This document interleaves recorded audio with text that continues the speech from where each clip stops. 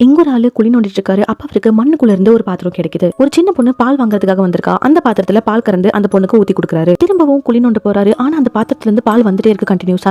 எங்க இருந்து இவ்ளோ பால் வருது அப்படின்னு சொல்லிட்டு அந்த பாத்திரத்தை எடுத்து ஒரு அண்டால ஊத்த ஆரம்பிக்கிறாரு. பார்த்தா அண்டா நிரம்பிடுது. இன்னொரு பெரிய குண்டால ஊத்த ஆரம்பிக்கிறாரு. அந்த குண்டாவும் நிரம்பிடுது. பால்காரருக்கு ஒண்ணுமே புரியல. உடனே அந்த பாத்திரத்தை மேல இருந்து கீழே திருப்பி 2 தட்டுறாரு. பால் ஊறது ஸ்டாப் ஆயிருது. அப்பதான் அந்த பால்காரருக்கு தெரியுது இது ஒரு அக்ஷய பாத்திரம். இதுல என்ன போட்டாலும் அது நமக்கு டபுளா ட்ரிபிளா கிடைச்சிட்டே இருக்கும் அப்படின்னு. தினமும் அந்த பாத்திரத்துல பாலை நிரப்பி லிட்டரா வித்து பெரிய பணக்காரராய் மாடி வீடு கட்டிடுறாரு. இவன் எப்படி திடீர்னு இவ்ளோ பெரிய பணக்காரனானா அப்படின்னு குழம்புன சில பேர் அவன் வீட்டுக்கு திருட வராங்க. அப்ப அந்த பாத்திரத்தை திருடிட்டு ஓடி போயிடுறாங்க. ஓடி போற வழியில பாத்திரத்தை ஒரு ஆத்துக்குள்ள போட்டுறாங்க. சில வருஷம் கழிச்சு காமிக்கிறாங்க. ஒரு இட்லி கடை பாட்டி ஆத்துல உட்காந்து பாத்திரம் கழுவிட்டு இருக்காங்க. அப்ப அந்த பாட்டிக்கு அக்ஷய பாத்திரம் கிடைக்குது. உடனே அந்த பாத்திரத்தை கடைக்கு எடுத்துட்டு போய் அதுல இட்லி சுட்டு வைக்க ஆரம்பிக்கிறாங்க.